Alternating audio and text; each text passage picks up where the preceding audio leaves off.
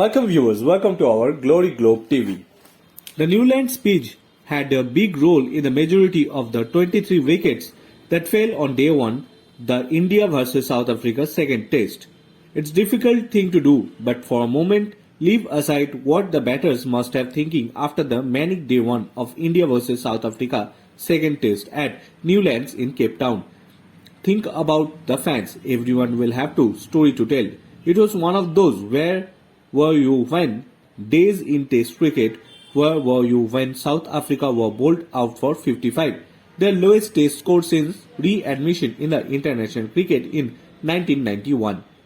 Where were you when Mohammad Siraj became the first Indian pacer to complete a 5-wicket haul in the first session of a Test match? Where were you when 23 wickets, the most in South Africa, fell on the first day of a Test match? Where were you when the India went from 153 for 4 to 153 all out, losing 6 wickets? The most any team in any format had lost at the same score in international cricket in 11 balls.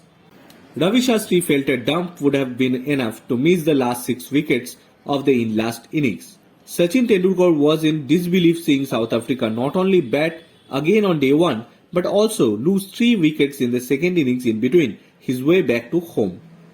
As entertaining as it may be sound, be honest, bowlers dominating proceeding is always more exciting. Seeing their stamps fly is always more adrenaline rushing than the ball being wrapped.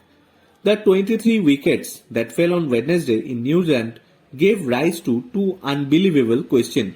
Where is Test match batting heading? Did the pitch have the right balance between bat and ball? There should be third question too. What would have happened if the same thing transpired in an Indian pitch? Drawing similarities between Sage and Ahmedabad Turner and a New Zealand unpredictable strip is not the best way to forward to debate in Test pitches. Both are extremes and both should be looked at with a prism of doubt. The problem arises when turn is looked with the corner of an eye while pace and steep bounce are considered tough Test match cricket. That's classic and unfair as it gets. Unprecedentable awkward bounce or excessive lateral movement is as dangerous as a low bounce or sharp square turn. With the third question settled now, let's come back to the original two questions. Did 23 wickets fell because of the pitch? No. Have modern day batters forgotten how to bat in Test cricket? No. Then the answer is never straightforward. When two sides get all out on the same day of a Test match and the 3 more wickets tumble on their second innings, it cannot be because of the pitch alone. Neither can it be due to poor application of the batters. It is a combination of both, but it's like the most scenarios, there is always a dominating contributor, and this is the case. It was the pitch. There was obvious instances like there was David Bergman got from Siraj, or how it was impossible for Ravindra Jadeja to control the awkwardly bouncing delivery from Lungi Naigi when Yuvasri Jaiswal, despite getting in line of the ball and offering a straight bat, couldn't keep it from ticking back onto his stumps. But let's talk about the dismissal where it seemed like a pitch has no role in it, but it actually did. Take the first dismissal of Adrian Markram to consideration.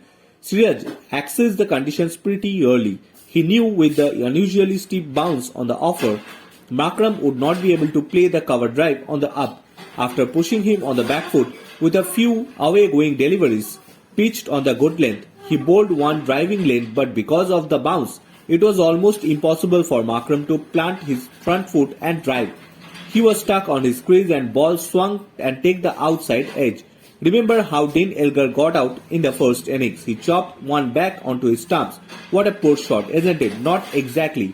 In this case, it was a combination of good tactics from India and the nature of the pitch. Siraj was walking on leg side trap against Elgar, while Bumrah had kept him guessing with the odd yorker. So steep was a bounce, the Elgar's entire weight always on the back foot. A good indicator of too much bounce on a pitch is how many LBWs and bowled dismissals are taking place. Out of the 23 wickets, only 2 were bowled, and that too because either the ball was dragged onto the stumps or a high bat angle made the bat tickle into it.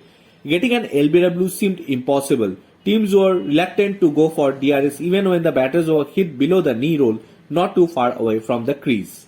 I have never seen a pitch that quaked on day one, said Ashwil Prince, South Africa's batting consultant.